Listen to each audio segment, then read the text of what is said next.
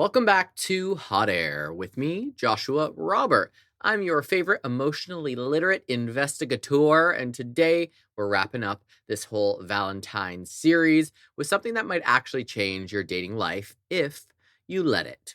We've talked about bad dating advice multiple times on this podcast. We flip toxic narratives. I did 2 episodes about flipping those negative dating tips that we all get, but actually don't work. We've called out a bunch of chaos and confusion and that breadcrumb behavior. But today we're talking about what healthy dating actually looks like and what it feels like in your body. Why calm does not mean boring, why green flags are not secret red flags in disguise, who you should absolutely stop taking advice from, and the psychology behind why some of you run from stability, like it's going to ask you to define the relationship. I do want this final episode. I feel like the other episodes were, I was like really passionate and very heated about a lot of the stuff we were talking about because maybe it was the first time we talked about sex. So I was like, let's just be crazy and sassy. But I want to take a little bit of a calmer approach, and I want you to feel like you're just, you're talking to a friend who loves you enough to tell you the truth, okay? I'm going to tell you that truth with research, with receipts, and with just a little bit of my sass, okay? We're diving into attachment styles yet again, nervous system regulation, spark versus compatibility, mutual effort versus strategy, and the uncomfortable reality that sometimes we don't recognize healthy because we've never experienced it. So if you've ever confused anxiety for chemistry, if you've ever overanalyzed a green flag until it became red, if you've ever treated dating like a chess match instead of a connection, then this episode is for you. And I'm pretty sure that goes for all of us. But before we jump in, make sure you're following me on Instagram and TikTok at _hotairpod. That's where we keep the conversation going, where I drop little clips here and there, where you can argue with me respectfully in the comment section, because I usually will clap back, and then head to my website, hotairwithjoshuarobert.com, to shop my merch, submit your listener stories, send in your topic suggestions, and just stay connected with everything hot air. So relax your nervous system, breathe, put your strategy dating notebook all the way to the side, and let's hit it.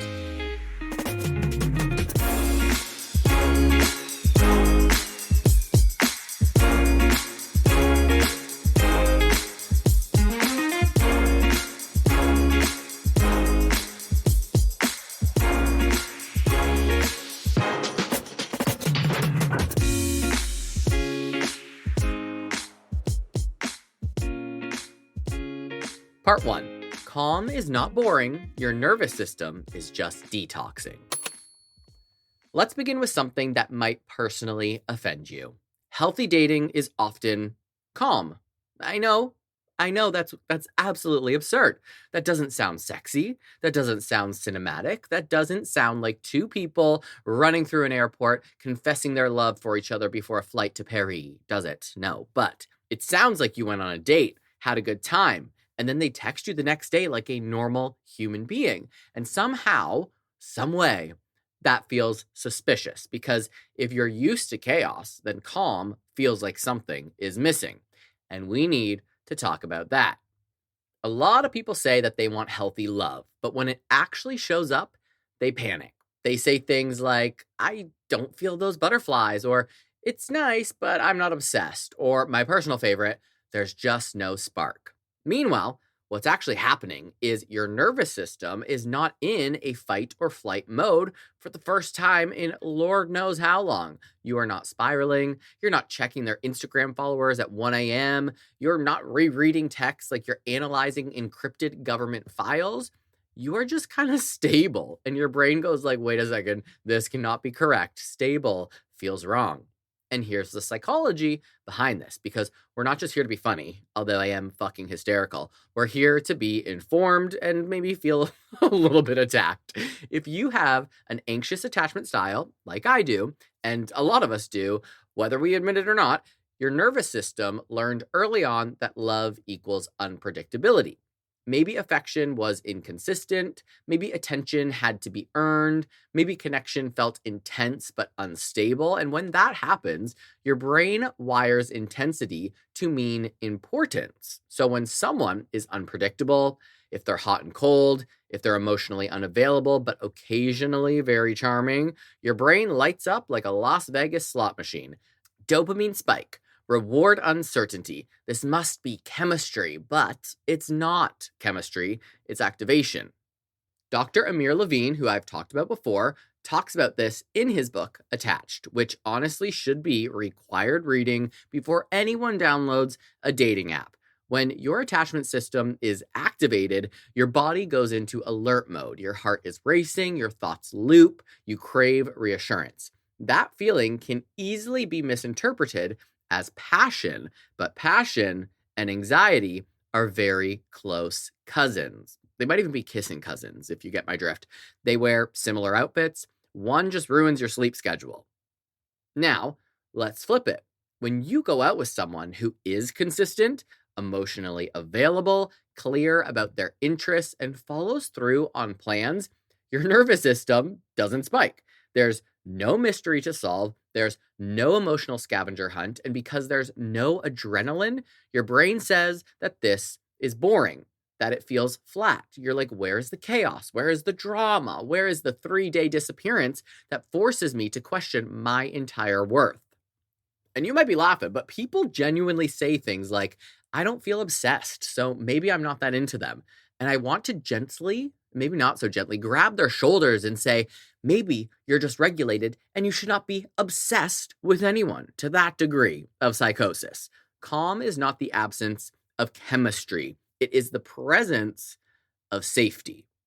Secure love or just secure connection feels like you can focus at work. It feels like you can enjoy your hobbies again. It feels like you don't need to screenshot every text and send it to the group chat for forensic analysis. It feels like you're not auditioning. It feels like you're not bracing for impact. And if you've never had that experience, it can feel underwhelming at first. Growth often feels underwhelming because it doesn't come with fireworks. It comes with stability. And I can tell you, I can promise you, every single solitary relationship that I have been in has been the roller coaster, has been the up and down, has been the chasing, has been the wondering, has been that dopamine spike where I literally have said those words. Oh my God, I'm so obsessed with them. Like I need them. Blah, blah, fucking blah.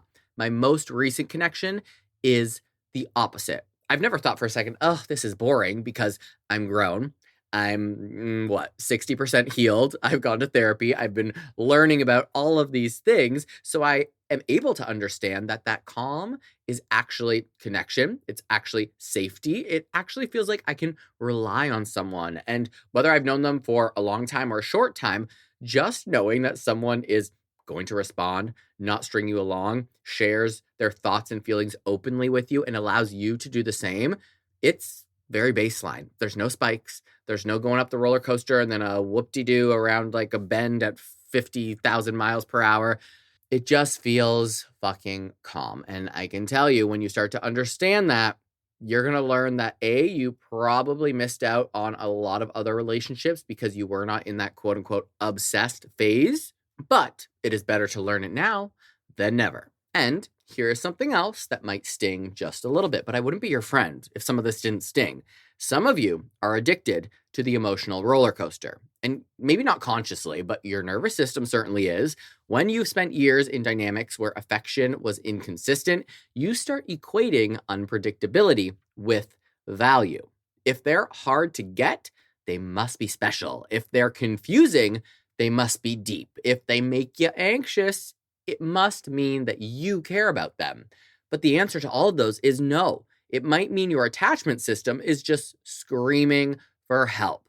And if you want to go deeper into this, Heidi Priebe on YouTube does phenomenal deep dives into attachment theory that are both accessible and mildly confronting. The Secure Relationship account on Instagram is another one that breaks down secure functioning in a way that makes you go like, oh, so that's what it's supposed to look like.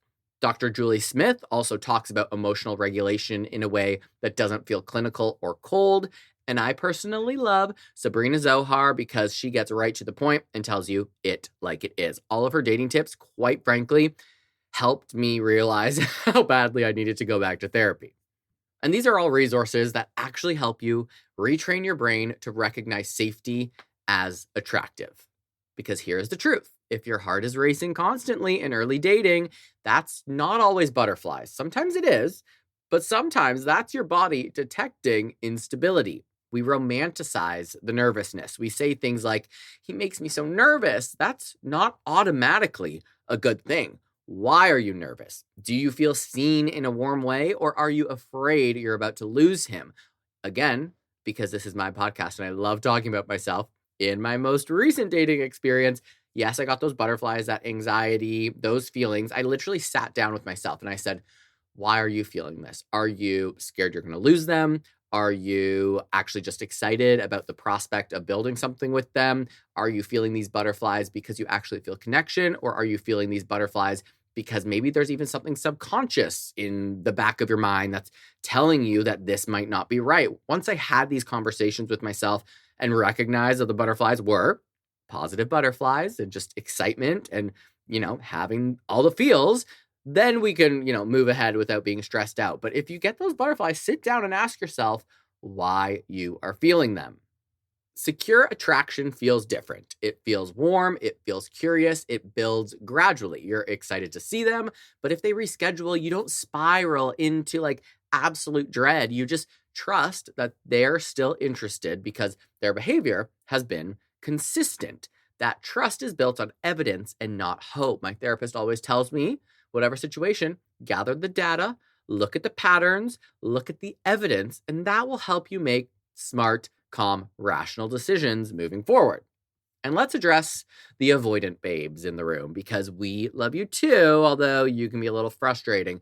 If you lean avoidant, calm might feel suffocating. When someone is steady and emotionally present, it can feel like a lot of pressure. You might suddenly focus on their flaws. You might convince yourself there is no spark. You might pull away when things start feeling real.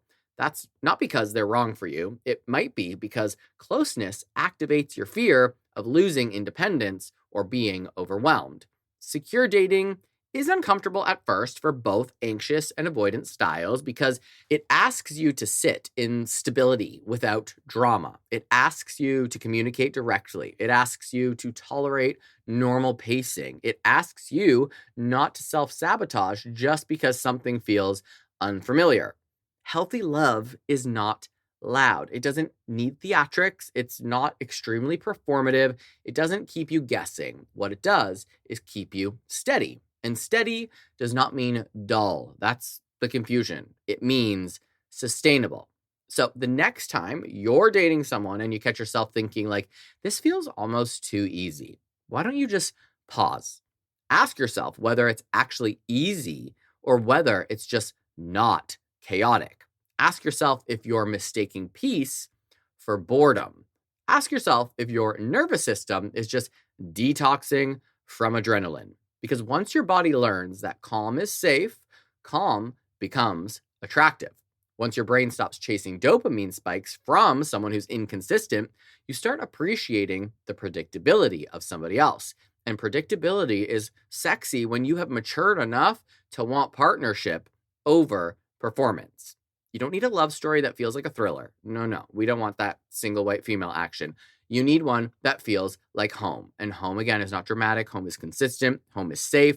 Home is where you exhale. And if you can exhale around someone, that is not boring. That is gold. And if you can fart around someone, that's even golder. Part 2. Green flags are not red flags in disguise. We need to get serious here, okay? But also slightly dramatic. And we're going to have a nice, serious, dramatic conversation about something the internet has absolutely demolished, the concept of a green flag. Somewhere along the way, we got so hyper aware of red flags that we started seeing them in literally everything. Like a man holds the door. How sus. He texts you back in 10 minutes like, oh my God, love bombing. He says he likes you after 3 dates.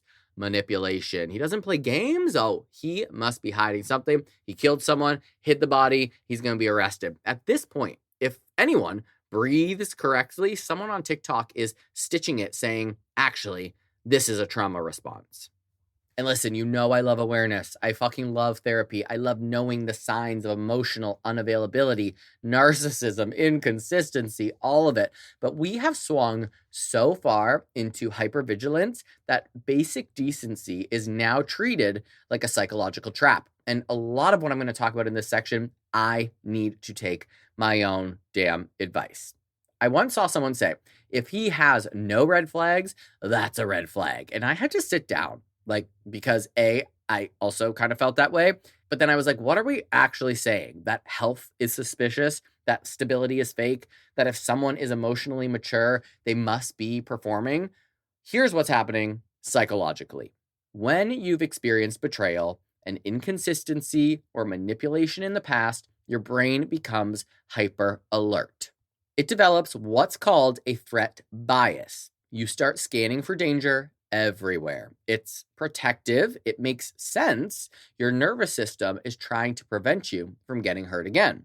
The problem is, once you've been hurt enough times, safety can feel unfamiliar, and that unfamiliarity can feel unsafe, and you're automatically assuming that unsafeness is a him problem. So when someone shows up consistently, when they communicate clearly with you, when they say what they mean and mean what they say, your brain starts to tell you that this is too smooth, something is wrong. You start looking for hidden motives. You question their timing. You dissect their tone. You ask your friends, like, is this weird? Is this too good? And sometimes it's not too good. Sometimes it's just good. We only think it's too good because we've never had good. Let's break down one of the biggest confusions: love bombing versus healthy enthusiasm. I did a whole entire episode about love bombing, how to recognize it, how to combat it, and how to protect yourself, because I have been there and done that. Love bombing is intense, fast, and disproportionate. It's someone saying that you are their soulmate before they know your middle name. It's like grand declarations without any kind of foundation. It's pressure disguised as romance. It often feels overwhelming, but also intoxicating. Healthy interest is steady. It builds. It's someone saying, I really enjoy spending time with you. It's excitement without that urgency. Love bombing feels like a fireworks show on date 2. Healthy interest feels like someone lighting a candle and then keeping it lit. Dr. John Gottman, who has studied couples for decades and can apparently predict divorce with scary accuracy, should have found him before mine, found that stable relationships aren't built on grand gestures. They're built on small, consistent bids for connection. A text checking in, a remembered detail, a follow-through. Stability isn't flashy, it's repetitive, and repetition is what builds trust. But because we're addicted to intensity, repetition can feel very boring. If someone texts you every day at a normal pace or at the same time, your brain does not spike. There's no adrenaline. There's no uncertainty. So instead of thinking like, this person is reliable, okay, you think, where's the mystery? We love a mystery. We need to retire the idea that mystery equals depth. Sometimes mystery just means poor communication skills. And let's also talk about availability. There is this narrative floating around that if someone is too available, they must not have a life at all. If they prioritize you, they must be desperado. If they make time easily for you, they must not be in demand. Why are we glamorizing emotional unavailability like it is, Gucci? Healthy adults who want relationships make space for relationships. They don't pretend to be busy to increase their market value. They don't delay responses to seem powerful. They don't withhold affection to gain leverage. Secure people do not fear consistency. They actually offer it. And if you're sitting there thinking like, okay, but what if they're just really good at pretending? That's your hypervigilance talking. Yes, people can be fake. People can fake things for a short period, but consistency over time reveals character. Not 1 week, not one grand gesture, time. And unfortunately, sometimes that means you got to stick around to figure it out. But that's why pacing matters. Healthy dating is not about diving in head first and ignoring all the other facts. It's about letting behavior unfold. It's about noticing patterns. Is their communication steady? Do they handle minor conflict respectfully? Do their actions match their words? Green flags are often subtle.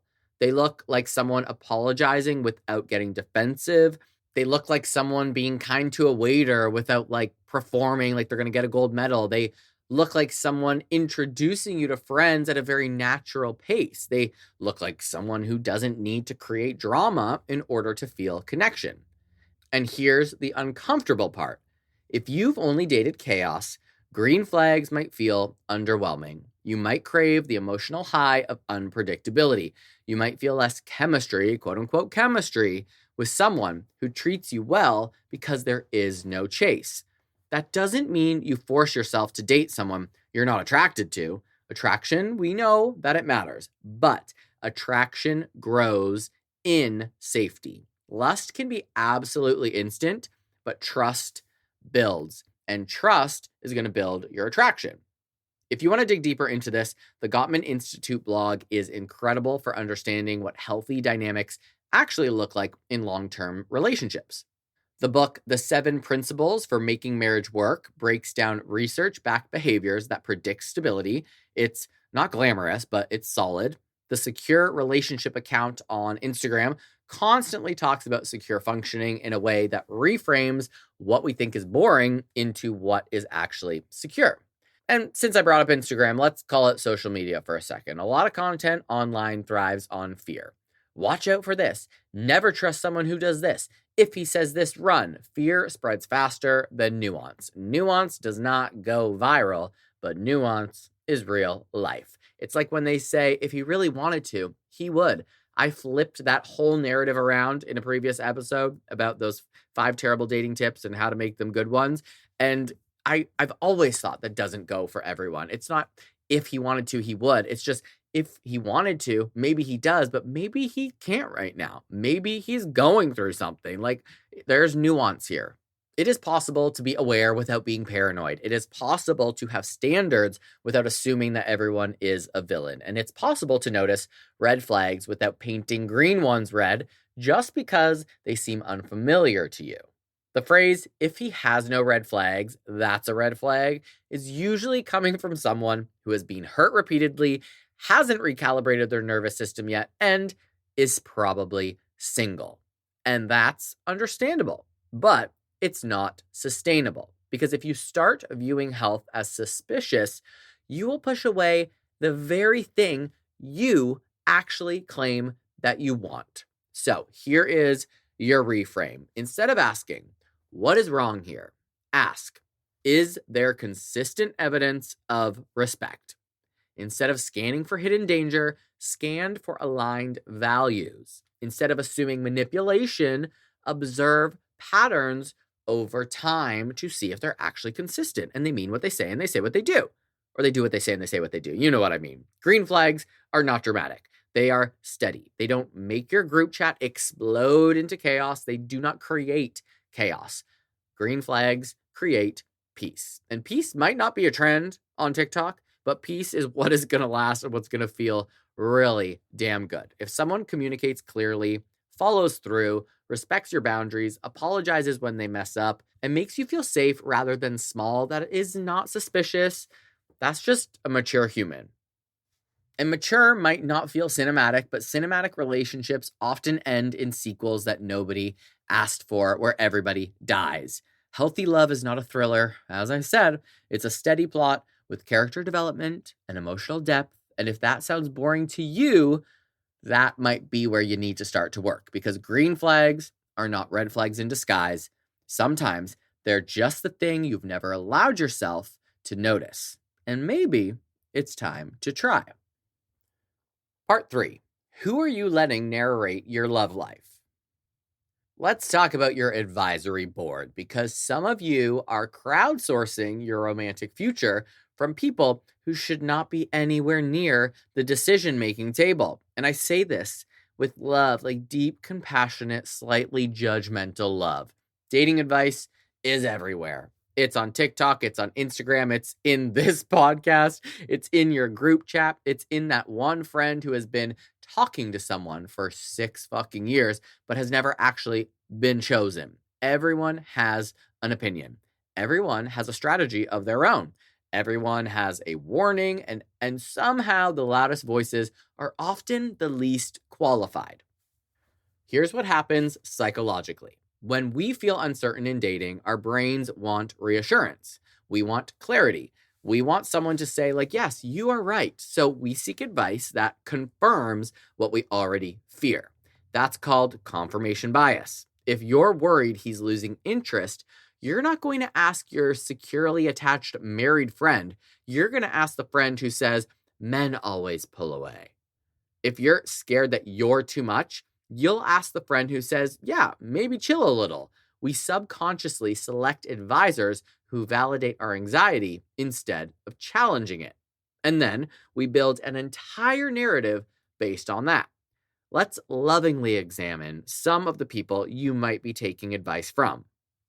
And I do mean this with love, but these are facts. First, the perpetually bitter friend. This is the one who has been hurt repeatedly and has decided that the problem is not their patterns, but the entire gender that they date.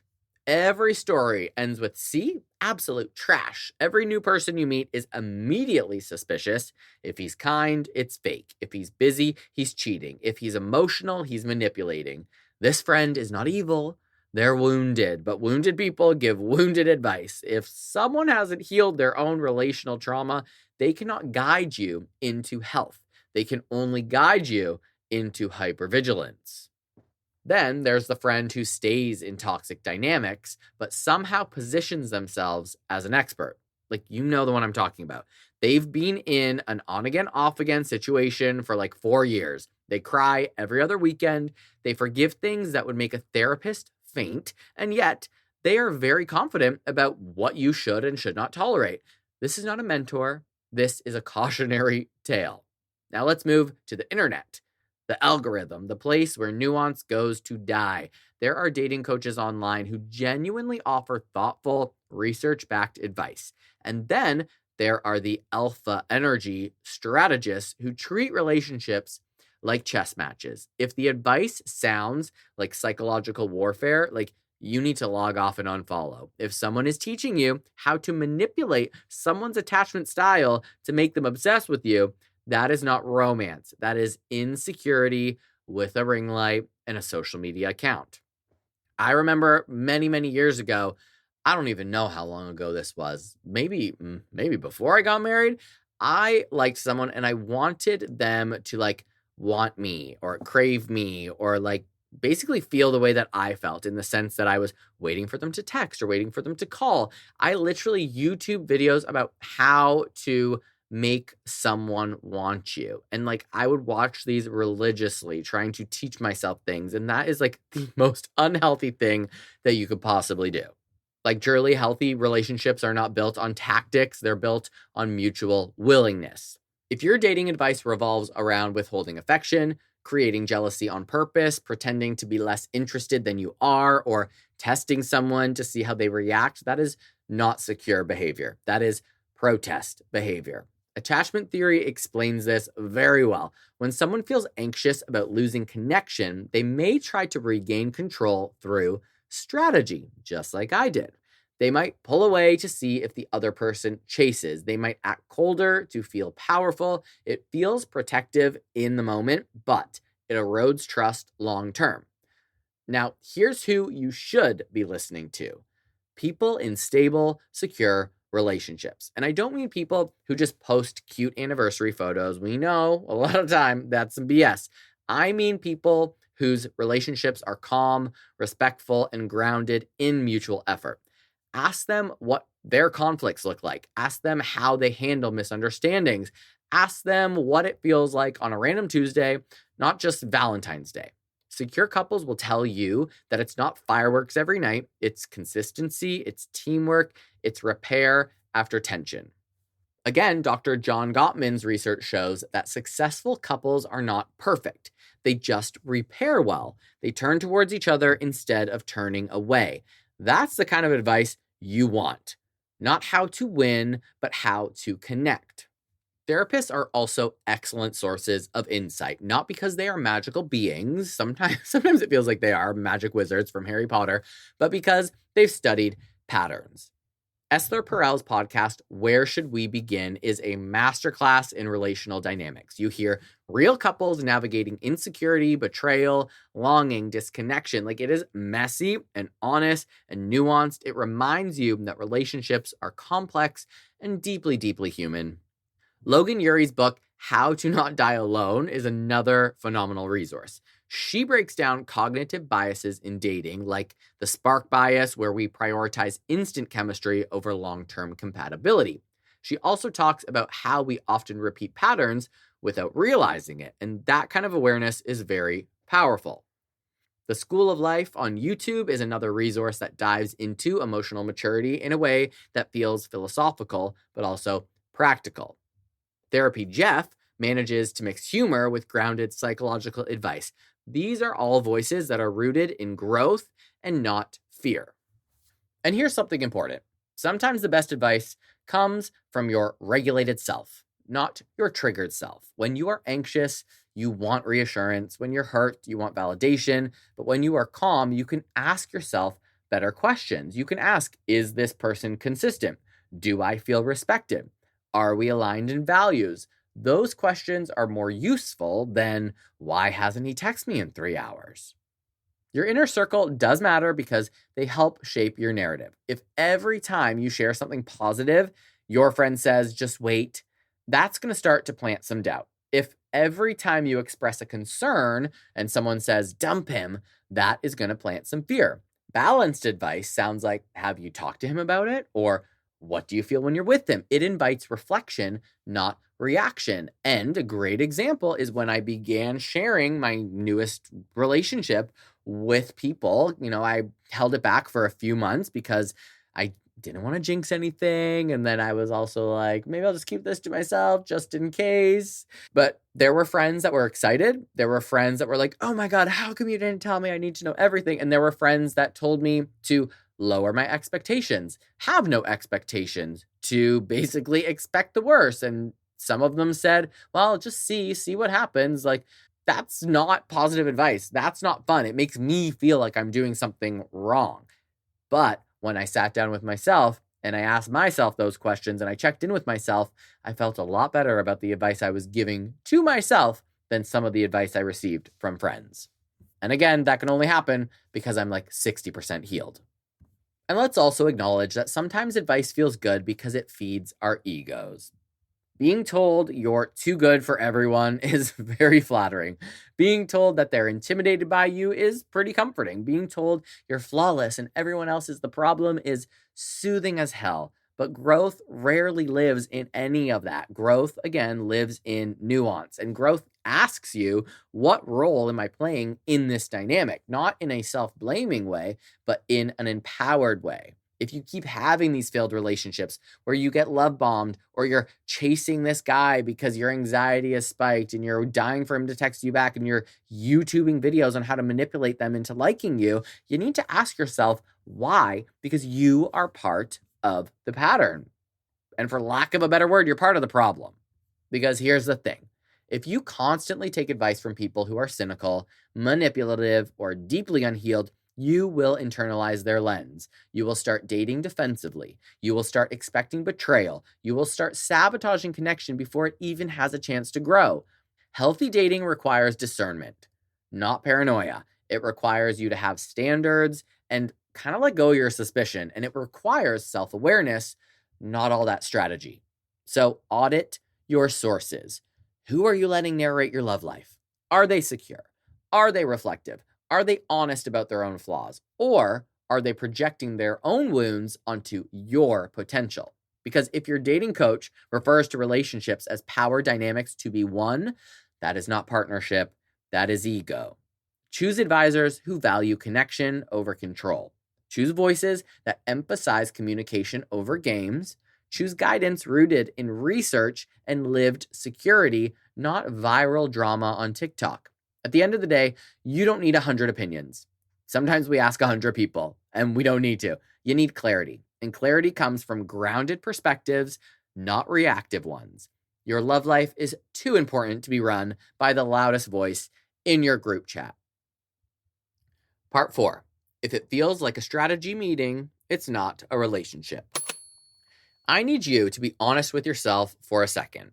Have you ever sat with your friends and genuinely workshopped how long you should wait to text someone back? Have you ever drafted a message, deleted it, rewritten it to sound slightly less interested or less intimidating or more interested, and then sent it like you're submitting a press release? Have you ever pretended to be busier than you actually are just to seem more desirable? Like, be honest, okay? This is a safe space. Slightly exposed, but safe. Because if dating feels like a marketing campaign, something has gone sideways. Somewhere along the way, we absorbed this idea that the person who cares less has more power, that the winner is the one who is slightly detached, that showing enthusiasm is risky, and that vulnerability should be rationed like it's luxury skincare. And I get it. Nobody wants to feel foolish. Nobody wants to be the one who likes more. Nobody wants to be rejected after putting themselves out there. It's never fun. So we strategize, we withhold, and we calculate. But here's the problem. Mutual interest does not require a strategy. It really only requires participation. Healthy dating feels surprisingly straightforward. You like them, they like you both make effort. There is not a secret formula. There isn't a hidden algorithm or agenda. There isn't a power struggle happening behind the scenes. When someone is genuinely interested and emotionally available, you don't need to create artificial distance to maintain the intrigue. You don't need to disappear to increase value. You don't need to manufacture jealousy to confirm desire. Those tactics are rooted in insecurity and not compatibility. And attachment theory explains a lot of this. When someone has an anxious attachment style, again, like me, if you don't know that yet, have you even been listening? They might use what's called protest behavior. That can look like pulling away to see if the other person chases and acting colder than they actually feel or creating drama to test the bond. It feels protective in the moment. It gives you a sense of control, but it also destabilizes the entire connection. Avoidant people may use distancing strategies too. They might suddenly become too busy when things get emotionally intimate. They might downplay their feelings to maintain independence. And again, it feels protective. But protection and intimacy rarely coexist peacefully. Secure attachment, on the other hand, which, quite frankly, I think I'm, barreling towards, looks very unglamorous. It looks like direct communication. It looks like saying, I had a great time. It looks like initiating plans sometimes instead of waiting to be pursued. It looks like expressing a boundary calmly instead of testing someone to see if they guess it. And yes, that also requires a hell of a lot of courage because strategy keeps you guarded, but directness makes you very visible. Dr. Sue Johnson, who developed emotionally focused therapy, talks about how humans are wired for responsiveness. When one person reaches, the other responds. That back and forth builds security. It's not about who reaches less, it's about whether the reaching is met. If you find yourself constantly calculating, ask yourself why. Are you afraid of rejection? Are you afraid of being too much? Are you afraid that if you show your cards that they're going to lose interest? And here is the hard truth. If someone loses interest because you showed genuine interest, they were not aligned with you to begin with. You cannot scare away someone who is truly looking for connection simply by being sincere. You might scare away someone who wants control, and that is not a loss. That's a win in my book. There is a difference between oversharing and being honest. There's a difference between moving too fast and just being very clear. Healthy pacing matters. You don't need to confess undying love on date 3, but you also don't need to pretend like indifference when you're excited about someone. Mutual effort looks like both people initiating. Both people are planning, both people are checking in, both people repairing when something feels off. It doesn't feel like you're like chasing each other in circles. It doesn't feel like you're convincing someone to want you. It does not feel like you're auditioning for a role that you are never going to get. If you feel like you're constantly trying to prove your value, you are not in a partnership. Again, you're performing. There is this myth that mystery keeps attraction alive, that if you reveal too much, the magic is going to fade. But long term attraction is built on being known, on being understood, on feeling safe enough to relax. The Gottman Institute's research shows that stable couples turn toward each other's bids for connection. A bid can be as small as, like, look at this meme, or I had a rough day. When those bids are consistently met with engagement rather than dismissal, intimacy grows. And that's not strategy, that's just attentiveness. If someone is playing games, you're going to feel it. You'll feel the inconsistency. You'll feel the hot and cold. You'll feel the power shifts, and your nervous system will respond accordingly, and you'll probably keep chasing them. You'll either become more anxious or more detached. Healthy dating is going to feel lighter. It feels reciprocal. You don't have to manufacture your mystery because there's natural curiosity already there. You don't have to pretend to be unavailable because your life is already full and you're choosing to share it, which I think that's really important to reiterate, right? You do not have to make mystery because you're already a mystery to someone who is actually going to put in the effort to get to know you. They're going to ask you questions. They're going to be intrigued by your life, your past, your dreams, your goals, the foundations of who you are. You're technically still a mystery. So why build it in an attempt to make someone like you? If they want to get to know the mystery that is you naturally, that's kind of someone you probably want to hang on to. And let's talk about the idea that showing effort reduces attraction, that if you text first, you lose power, that if you plan the date, you're chasing them. This mindset turns connection into an absolute competition.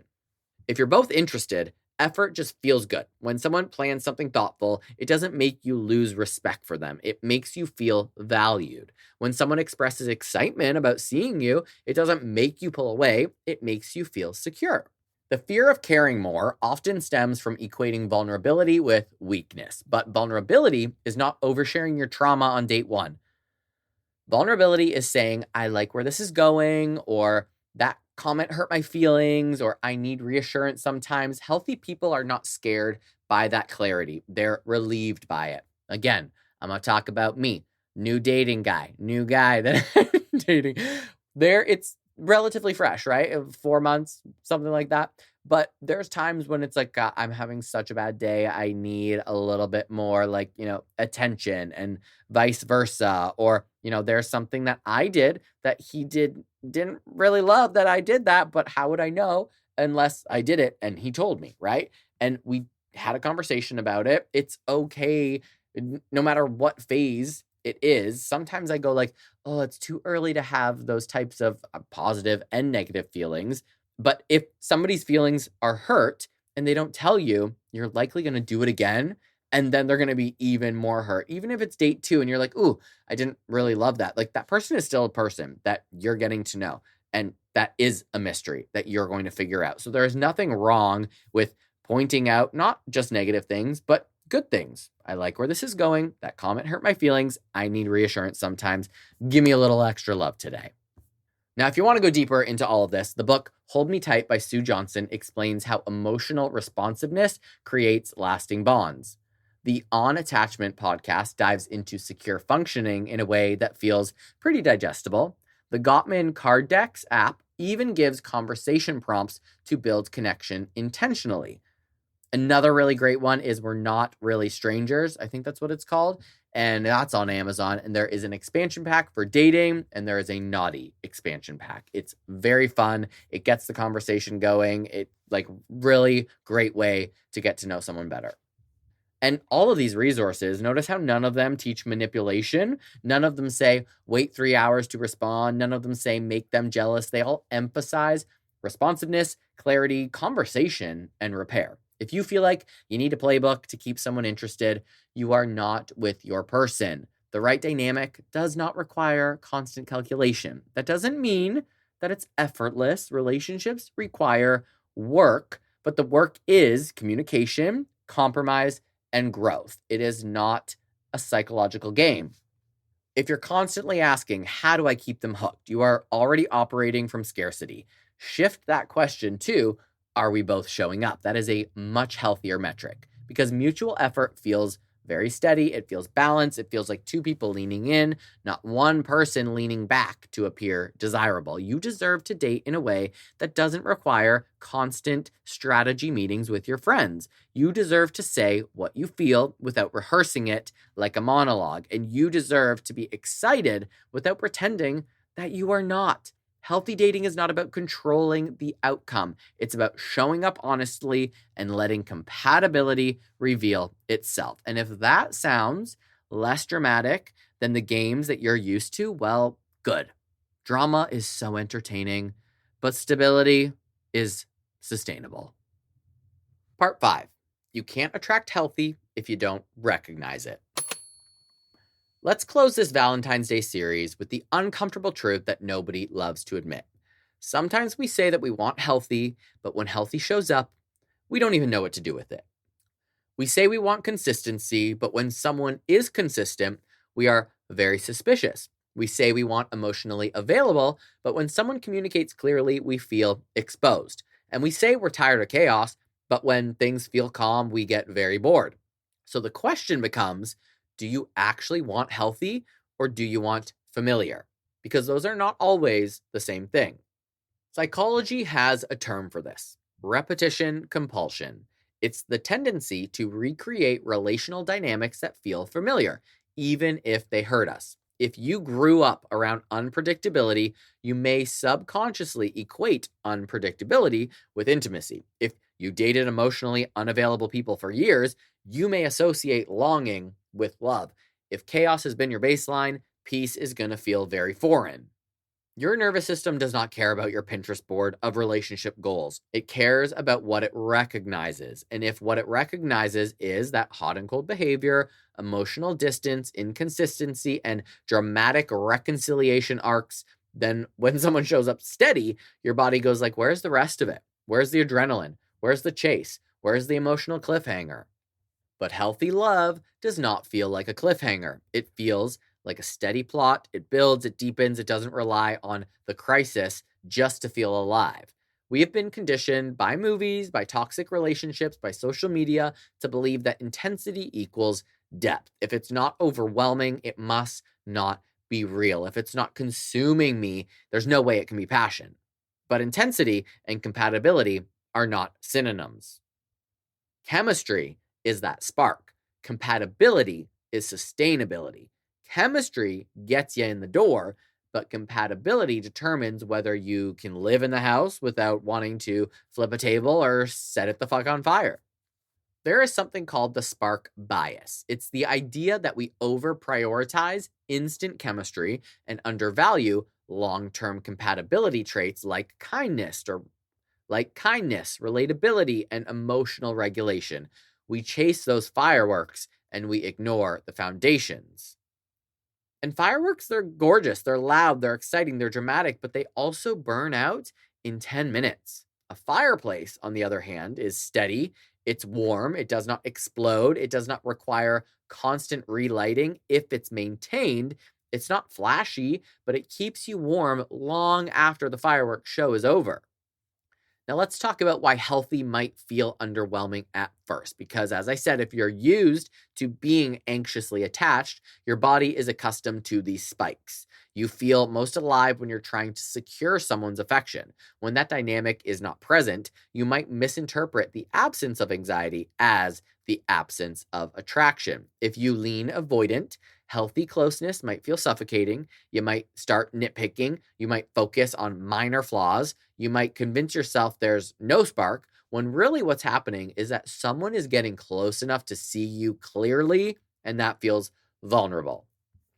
Secure love requires tolerance for vulnerability. It requires letting yourself be seen without armor. And if you've built your identity around independence or around being the one who wants less, that shift can feel destabilizing.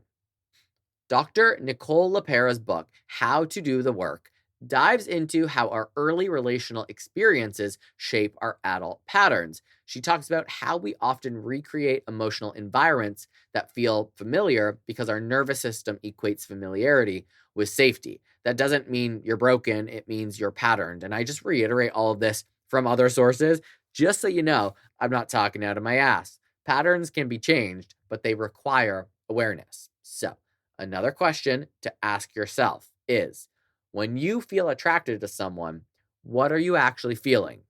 Is it admiration? Is it curiosity? Or is it anxiety? Are you excited because they align with your values or because they're slightly out of reach? If you're always attracted to people who are emotionally inconsistent, that's a lot of data for you. If you lose interest when someone is stable and kind, that's also a lot of data. The goal is not to shame yourself, it's just to observe so you can figure your shit out. Healthy love feels like being chosen clearly, not ambiguously, not reluctantly, just clearly. It feels like being respected consistently, not just when it's convenient, but consistently. It feels like you can exhale fully. You're not bracing for the next mood shift. You're not waiting for the other shoe to drop. You're not decoding subtext. And here's one more part that might sting. If you've never experienced that, the safety, the consistency, you might not recognize it as love. You might think it's friendship. You might think it's boring. You might think that you're settling. But settling is when you ignore your needs. Secure love is when your needs are met without drama. There is a difference. And I cannot emphasize that enough. The only things we know in life are because we're taught them. And you can unteach yourself those things. There are so many people I know that meet someone and say they don't feel the spark, or they're not obsessed with them. They're not feeling that je ne sais quoi, or they're not 6'4", or they're not hot enough, but their personality is great. And it's like, when you're just running through all the reasons you should not like them, you're A, repeating history, B, not gathering data, and you're doing the same thing you've always been doing. So if we can start to unlearn those habits and also remind ourselves that the chase is what makes us feel like we're in love, we're in lust, but the chase is not sustainable, we're probably going to start dating differently and will likely all, hook up by cuffing season. And again, therapy, if it's accessible to you, is one of the most powerful tools for recalibrating your nervous system, because attraction is not just about preference, it's about conditioning. If chaos has been normalized, calm is going to feel crazy. But unfamiliar does not mean wrong, it means growth. But isn't that crazy that like absolute insanity and chaos feels normal, but we feel like we're insane when we're actually like calm, cool, and collected? So ass backwards. Growth often feels like boredom at first because your body is detoxing from adrenaline. It feels like, is this it? Yes, that might be it. Two adults choosing each other might be it. Healthy love is not confusing. It does not require constant analysis. It does not make you question your worth. It does not make you earn basic respect. It's mutual, clear, steady. And here is your final reframe. You don't just attract healthy by wanting it.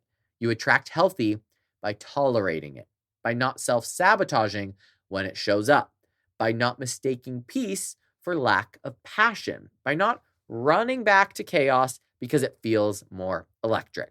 Secure love might not make your heart race uncontrollably. It might make it beat steadily, and steady might not be dramatic, but steady is probably the goal.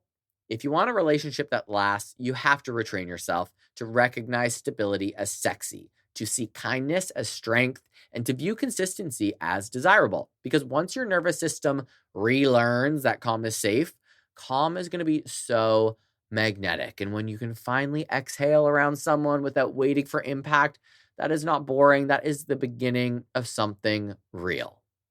Today, we talked about something that doesn't always go viral, but absolutely changes lives, which is healthy dating. We unpacked why calm is not boring, why your nervous system might be mistaking peace for lack of passion, and how anxiety is not the same thing as chemistry. We broke down the myth that green flags are suspicious and called out the hypervigilance that keeps people scanning for danger, even when there isn't any. We had the hard conversation about who you're taking advice from and whether their perspective is rooted in healing or hurt. We exposed the idea that dating should be strategic and reminded ourselves that mutual effort does not require manipulation. And we ended it with the big one: you cannot attract healthy if you don't recognize it. Healthy love, again, is not confusing. It's not chaotic. It does not require decoding. It is steady, mutual, respectful, and clear. And if that feels unfamiliar to you, that is okay, and that is not failure. That is just an invitation to grow. So if this episode hit home for you, share it with someone who needs to hear it. Also, follow me on Instagram and TikTok at _hotairpod. Visit my website, hotairwithjoshuarobert.com, to shop my merch, submit your listener stories, and send topic suggestions. And I read them, okay? I see you. Some of you are wild, but in the best way. And I think I'm starting to lose my voice. Thank you for spending your time here. Thank you for doing the work.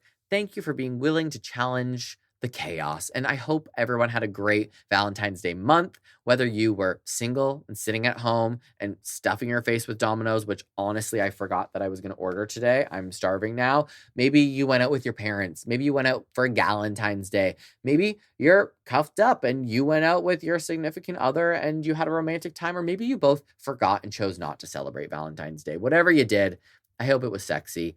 I hope you fucked. I hope that it was everything you dreamed of. So with that, the season of love is over. It's done.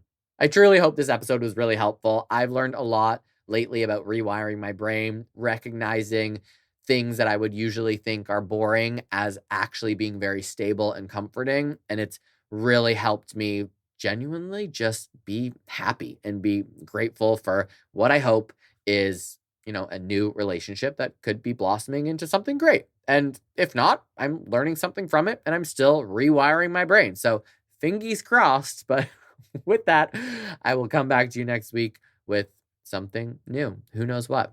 Maybe something still sexy. Thanks for listening to Hot Air, and I will see you next Tuesday.